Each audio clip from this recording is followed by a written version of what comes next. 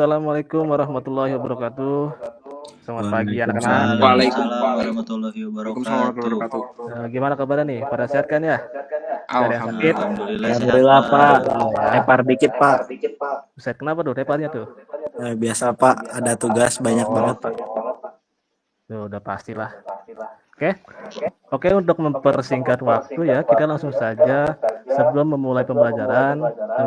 Alangkah baiknya kita berdoa. Doa dipimpin oleh KM mata pelajaran, yaitu Faik Iksan Fauzi. Tolong dipimpin doa. Baik, sebelum memulai kelas hari ini, alangkah baiknya kita melakukan doa bersama. Berdoa dimulai. Berdoa selesai. Oke. Kalau gitu kita akan absensi terlebih dahulu ya. Mungkin yang tidak hadir siapa kira-kira? Talita Pak. Kenapa tuh kira-kira tuh? Kenny Rizky sedang ada urusan keluarga, Pak. Berarti yang hadir cuman tigaan ya. Ya, bertiga Pak. Iya, Pak, bertiga, Pak. Ada Pak Ik, ada Dinan. Oke, mungkin pada hari ini Bapak akan mengajarkan sebuah materi tentang mesin scrap. Oke. Di sini siapa yang sudah tahu apa mesin scrap? Coba Pak Ik, mesin scrap itu apa menurut kamu? Kalau menurut saya, Pak, mesin scrap itu mirip-mirip seperti mesin milling gitu, Pak. Apa beda ya, Pak? Mungkin dari ini ya, cara kerjanya mungkin menurut kamu gitu. Nah, iya, Pak, mungkin cara kerjanya mirip ya, Pak. Coba kamu dari apa itu mesin scrap?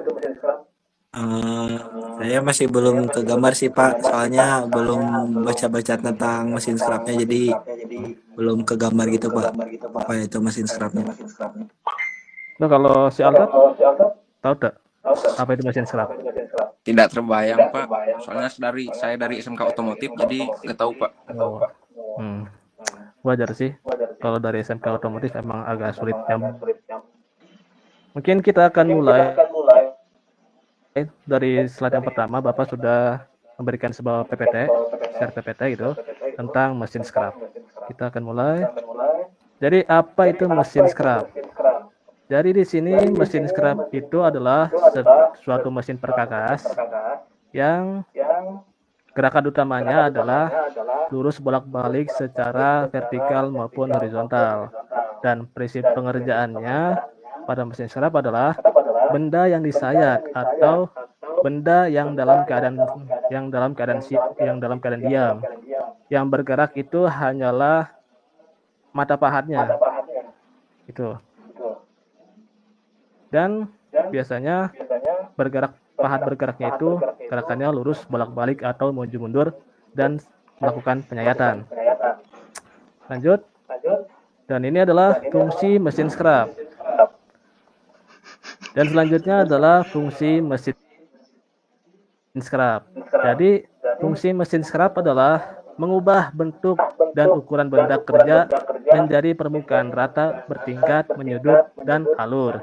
Jadi ya bisa dibilang benda yang tadinya itu tidak rata menjadi rata dikarenakan telah melakukan pemotongan dengan menggunakan mesin scrap. Dan bukan hanya memotong rata, bertingkat, menyudut saja. Dan mesin scrap juga bisa digunakan untuk memotong dalam, menyerut dan bersudut, mengolah permukaan yang sulit dijangkau, melakukan operasi pemotongan secara vertikal. Lanjut. Di sini ada jenis-jenis mesin scrap. Jadi mesin scrap itu terdiri dari 3 jenis. Yang pertama mesin scrap datar atau horizontal. Yang kedua adalah mesin scrap vertikal, floater. Dan yang ketiga adalah mesin planer. Ini pembahasannya.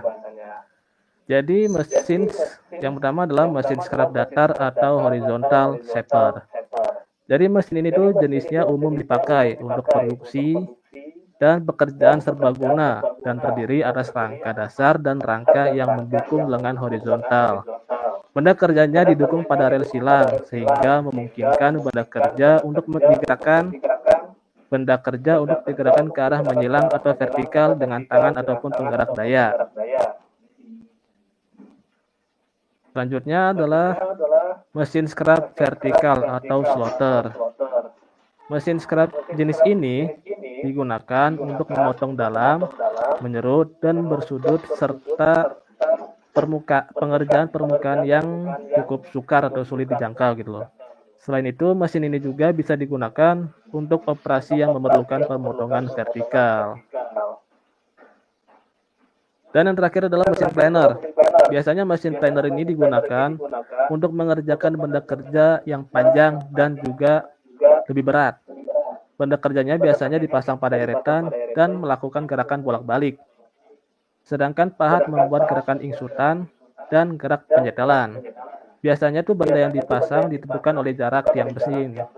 Dan rata-rata langkah mesin jenis ini ada mencapai 200 sampai 1000 mm. Mungkin sampai sini ada yang mau bertanya? Tidak, Pak. Aman, Pak. Oke, kalau aman bisa dilanjut ya. Oke, selanjutnya adalah mekanisme mesin scrap. Jadi mekanisme mesin scrap ini ada dua.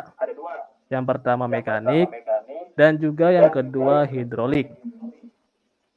Jadi mekanisme mesin scrap yang menggunakan mekanik biasanya sumber gerakannya itu menggunakan mekanisme roda gigi atau engkol dan juga batang bergerak.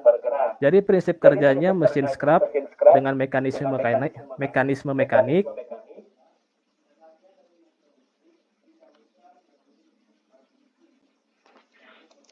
sabuk atau roda gigi ke poros engkolnya. Dan yang kedua adalah Putus-putus, Pak. apa? Mohon diulang, Pak. Maaf. Putus-putus. Iya, Pak. Mohon diulang. Coba ya. Saya ini lagi. Udah ya? Udah nggak putus-putus kah? Sudah, Pak. Aman ya? Bapak ulang. Jadi mesin scrap ini mempunyai dua mekanisme dalam mesin scrap itu tersendiri. Jadi mekanismenya itu ada dua. Yang pertama itu mekanisme mekanik dan yang kedua adalah mekanisme hidrolik. Perbedaan dari dua mekanisme mesin ini itu pada sumber gerakannya. Sumber mekanik biasanya sumber pergerakannya menggunakan mekanisme roda gigi, engkol, dan batang penggerak. Sedangkan yang mekanisme mesin scrap hidrolik biasanya menggunakan sebuah cairan atau tenaga fluida gitu. Dan prinsip kerja dari mekanik ini adalah poros engkol. Tenaga dari motor listrik disalurkan melalui sistem transmisi gitu. Transmisinya berupa sabuk atau roda gigi. Sedangkan yang hidrolik ini prinsip kerjanya adalah pompa hidrolik mengalirkan cairan bertekanan ke silinder hidrolik. Jadi ya bisa dibilang dari perbedaan dua mekanisme ini berada di sumber pergerakannya. Kalau mekanik itu berasal dari sistem transmisi, kalau misalkan hidrolik sumber pergerakannya dari pompa yang mengalirkan fluida ke mesin hidrolik gitu. Di sini bisa dilihat dari gambarnya ya. Yang di kiri itu bisa dilihat. Yang di kiri ini hidrolik, yang kanan ini adalah mekanik. Pergerakan mekanik. Lanjut. Nah, ini yang paling penting ya. Mungkin adalah komponen utama mesin scrap. Nah, kalian bisa lihat ya, ada beberapa komponen utama dari mesin scrap ini. Ada eretan pahat, sini, tuas posisi pahat, lengan, badan mesin, pengatur kecepatan, tuas pelangkah panjang, ada meja gerak otomatis. Nah, fungsi dari badan mesin ini adalah badan mesin itu sebuah tempat yang di dalamnya ada sebuah mekanik penggeraknya. Jadi bisa dibilang otaknya atau mesinnya gitu. Jadi buat tempat mesin scrapnya itu sendiri. Fungsi dari badan mesin. Dan yang kedua adalah meja.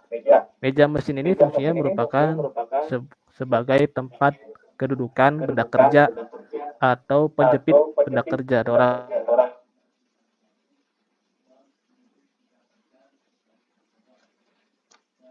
Dan yang ketiga adalah lengan. Lengan di sini fungsinya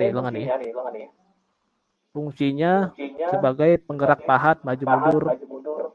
Kalau nggak ada lengan, mungkin pahatnya nggak bakal bisa maju mundur. Dan selanjutnya adalah eretan pahat. Eretan pahat ini fungsinya sebagai mengatur ketebalan pemakanan pada pahatnya. Jadi tebal tipisnya kalian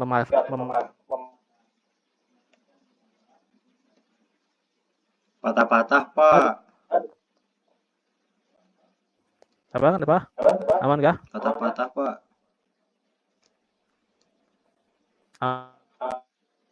Aman kah? Masih, Suara Pak. saya aman, oke.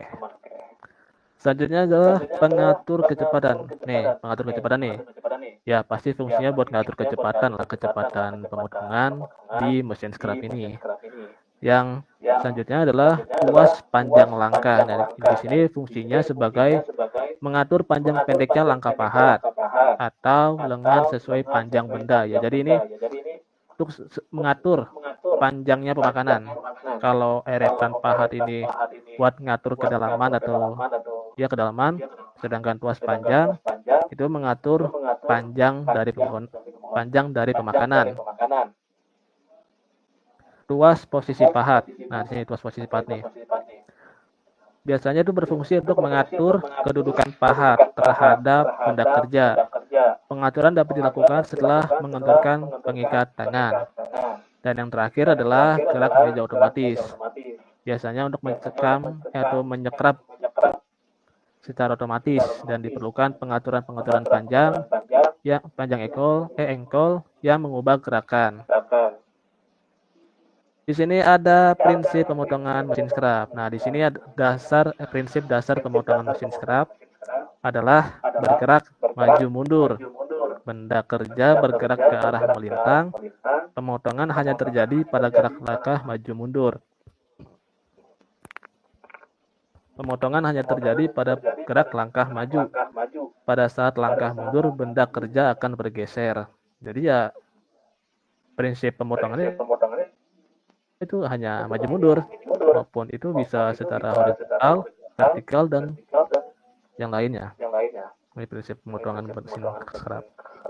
Nah, ini kelihatan nggak gambarnya? Yang bentuk pahat ini. Apa ngeblur? Ngeblur, Pak. Ngeblur ya? Mungkin kalian bisa lihat ya. Walaupun ngeblur, mungkin masih bisa dilihat ya. Jadi ini ada beberapa jenis pahat yang biasa digunakan dalam melakukan pemotongan dengan mesin scrap. Ini biasanya tuh buat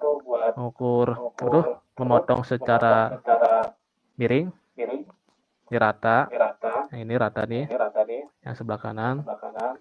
Nah, ini biasanya tuh pemotongan yang dilakukan di bagian sampingnya tuh. Kan ada benda, nah di samping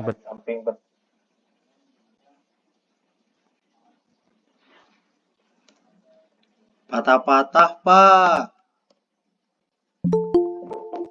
Ya Pak, patah-patah Pak. Ya Pak. Ulang lagi Pak, maaf Pak. Ulang dari mana nih? Yang dari pahat kedua Pak.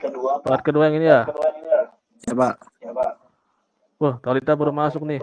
Aduh, kakak di absen. Oke, lanjut ya. Maaf Pak. Buset. Ayo lanjut ya. Jadi mungkin yang baru masuk ini adalah pahat scrap bagian apa tuh? Biasanya digunakan untuk memotong bagian samping atau miring lah dari tirus. Dan ini pahat untuk penyekrapan rata, ada 2. Dan yang ketiga ini biasanya tuh untuk memotong bagian samping gitu. Dan ini buat dalam, dan ini buat alur yang terakhir nih, yang buat alur. Bisa dilihat ya, mungkin kalau misalkan masih buram, saya akan bagikan file PPT-nya. Kita lanjut aja ya, Baik, untuk Pak. mempersingkat waktu. Untuk mempersingkat waktu saja.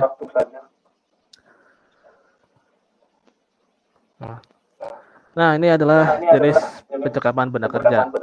Jadi, untuk mencekam benda pada mesin scrap ini nggak sembarangan ya, harus ada caranya. Untuk benda yang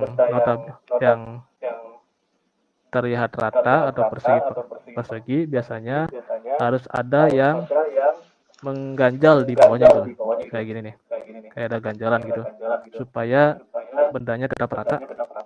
Dan yang kedua biasanya pencekaman benda yang tidak rata.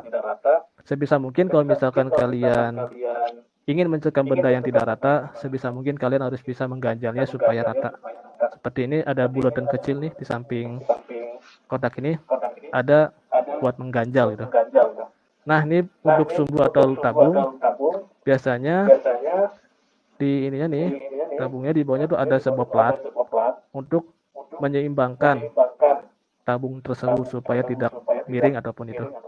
Dan benda pencekaman benda segmen atau sektor biasanya ya sama sih, ambil bagian yang ingin dipotong rata, nah di bawahnya ada plat untuk mengganjal ya gitu. Lanjut. Mungkin sampai sini ada yang ditanyakan gitu. Pak mau tanya Pak, Apa tuh?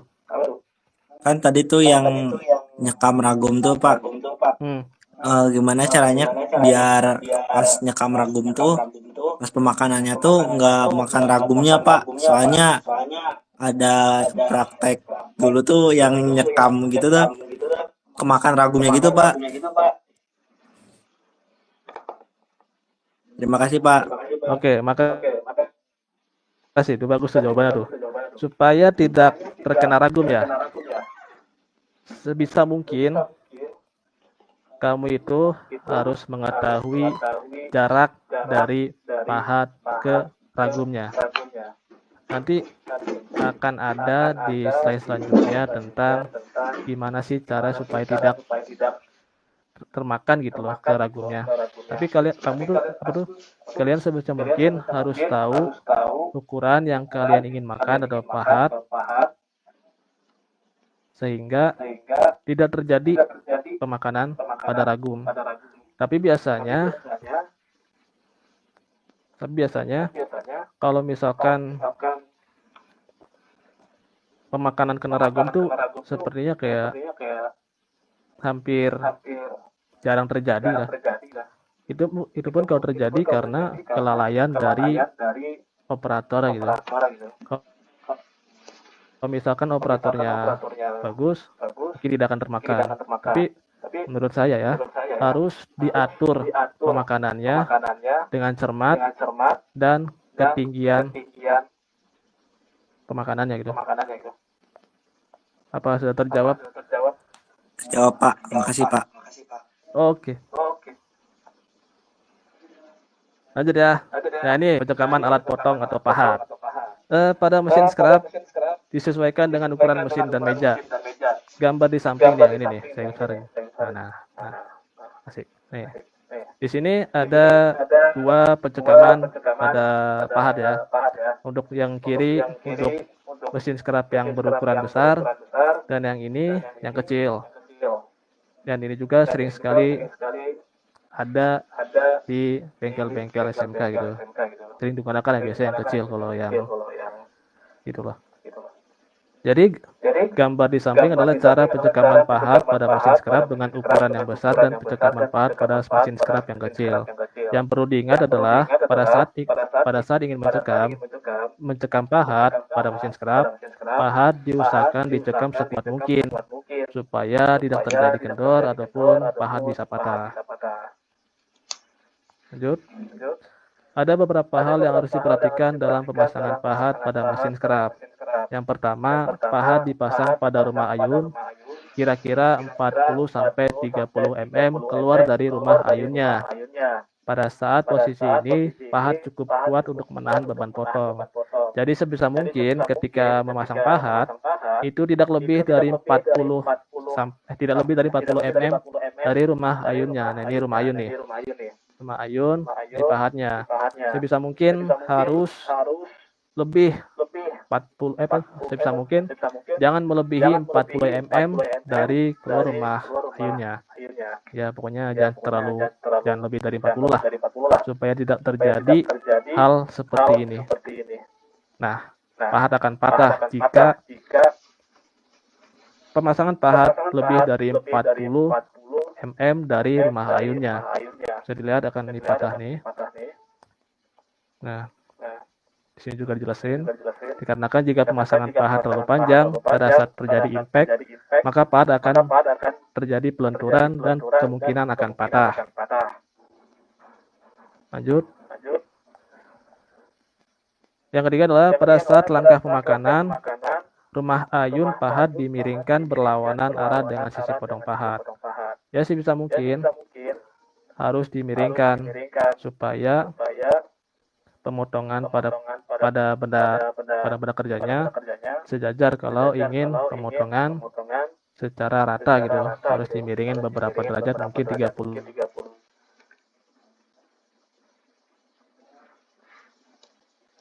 Nge-freeze, Pak. Apa? Nge-freeze, Pak. Mohon diulang. Di bagian mana nge-freeze ya? Tadi, Pak, pas dimiringin, Pak. Kenapa harus dimiringin, Pak? Oh, dimiringin supaya supaya rata gitu pemotongannya. Harus dimiringin sampai 30. Lanjut. Nah, pada saat proses pembuatan alur benda kerja, pembuatan alur nih. Tahu kan alur gimana cara ininya? Bentukannya alur gimana? Tahu kan? Tahu, Pak. Yang menjorok ke dalam. Iya, Pak. Seperti selokan, Pak. Tuh, benar kata si Pak Ik.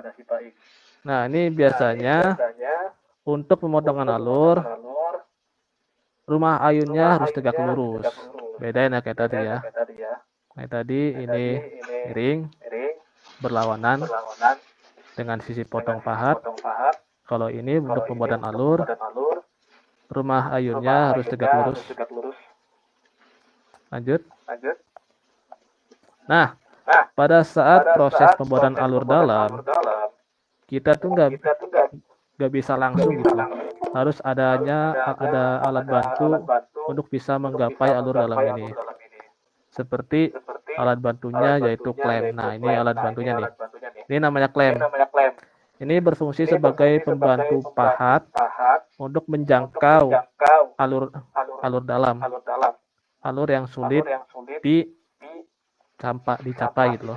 Harus adanya klem untuk memakan alur dalam. Jadi sebagai alat bantu klem itu. Ya, klem nih. Lanjut. Nah, pada saat langkah pemotongan sisi benda, posisikan rumah ayun dan pahat dalam keadaan miring, membuat sudut lancip terhadap benda kerja. Nah, ini bagian luar lah, ini bagian samping. Sebisa mungkin harus miring supaya bisa rata. Itu aja sih.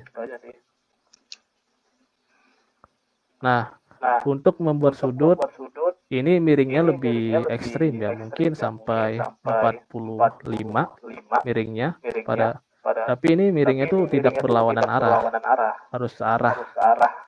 Kalau yang pertama tadi kan miringnya harus berlawanan arah rumah ayunnya, kalau yang ini harus searah dengan sudut pemotongan.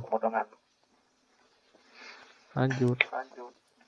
Ini kalau motong ini ya, untuk lancipan gitu, potong sudut. Nah, yang terakhir mungkin ini ada perawatan mesin ya. Mesin itu juga perlu dirawat. Kalau misalkan nggak dirawat, pastinya akan rusak ya. Perawatan mesin adalah suatu aktivitas yang dilaksanakan untuk memelihara semua fasilitas atau peralatan bengkel agar mesinnya tersebut dalam keadaan kondisi yang baik dan juga siap untuk digunakan dan terhindar dari kerusakan yang tidak diinginkan. Berdasarkan kondisi mesin, maka teknik perawatannya tuh cenderung berbeda gitu. Yang pertama adalah perawatan preventif atau pencegahan. Biasanya perawatan preventif ini dilakukan pada mesin-mesin yang masih baru dan masih terjaga gitu. Kenapa harus dilakukan perawatan preventif? Supaya kita mencegah terjadi kerusakan pada mesin baru tersebut. Mungkin lebih baik dicegah daripada mengobati lah gitu aja. Dan yang kedua adalah korektif pembetulan. Kalau perawatan korektif ini atau pembetulan biasanya dilaksanakan ketika ada sebuah mesin yang rusak yang pada level ringan dan juga sedang. Jadi kalau misalkan ada mesin yang rusaknya bisa dibilang kelompok ringan atau sedang, diusahakan melakukan perawatan korektif pembetulan. Kalau misalkan ada yang rusak, ya diganti, itu aja. Dan dibetulin lah. Tapi seminimal mungkin, kalau misalkan masih bisa dibetulin. Dan yang ketiga adalah perawatan overhaul. Overhaul ini diperuntukkan untuk benda-benda, komponen mesin yang tergolong rusaknya itu berat, sampai nggak bisa digunakan lagi. Jadi kalau misalkan udah rusak berat dan komponen dan apalagi itu komponen utamanya yang rusak berat harus diganti. Dan yang keempat adalah perawatan terencana.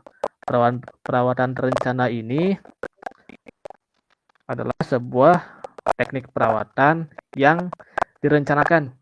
Jadi kalau misalkan ada mesin baru, biasanya tuh ada seseorang yang merencanakan untuk merawat mesin ini supaya tidak cepat rusak gitu. Oke, sampai sini ada pertanyaan? Apa masih nge-freeze? Ada nggak? Izin tegang nge-lag Pak, tapi saya izin bertanya Pak. Sok. Silakan. Mengenai kerusakan mesin itu Pak, apakah ada standar paling toleransi gitunya gitu loh Pak? Kalau misalnya mesin ini rusak tapi masih boleh dipakai gitu, nah itu paling rusak terendahnya itu segimana gitu? Terima kasih Pak. Kalau untuk menandakan ini rusaknya parah atau enggak, itu bisa dilihat dari komponen mesinnya. Apakah komponen mesinnya itu dapat mengganggu kinerja mesin gitu loh. Jadi ya tergantung komponen mesinnya itu penting atau enggak.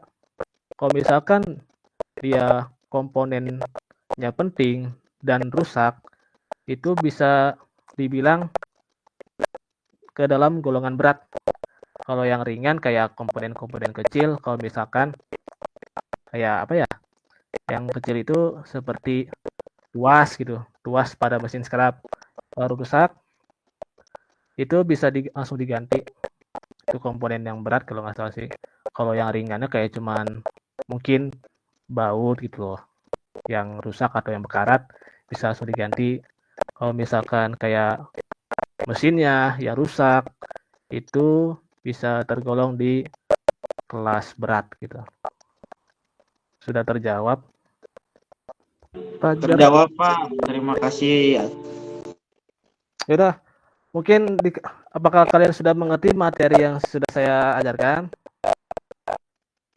Alhamdulillah Pak, mengerti Pak, aman. Yang bagi yang mengerti mungkin Dadi.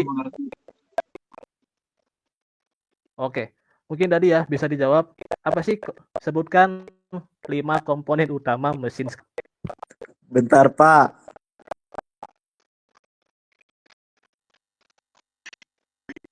Ada lengan Pak. Oke, satu. Terus apa ya? Eh, badan mesinnya Pak. Apa ya namanya tadi? Apa? 2.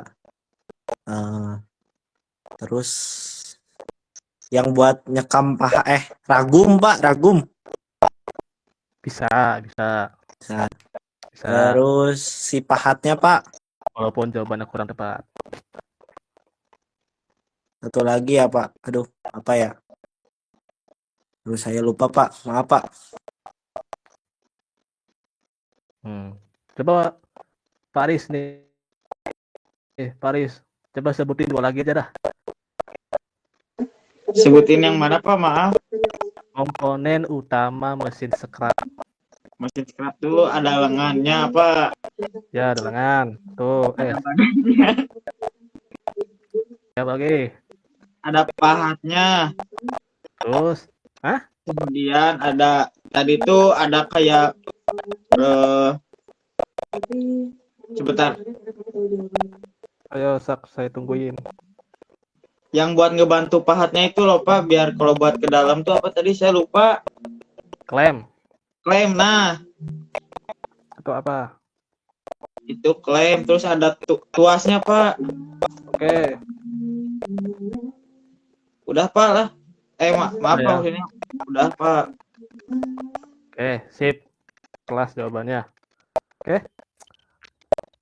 Oke.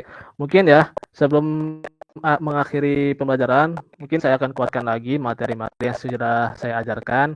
Yang pertama adalah fungsi mesin scrap ini adalah untuk meratakan permukaan yang tidak rata. Dan yang kedua adalah mesin scrap ini ada 2 jenis mekanismenya. Yang pertama adalah mekanik, yang kedua adalah hidrolik. Dan yang ketiga adalah komponen mesin scrap itu. Jadi komponennya tadi ada lengan, ada meja, ada badan mesin, pengatur kecepatan, tuas panjang, dan lain sebagainya. Dan yang terakhir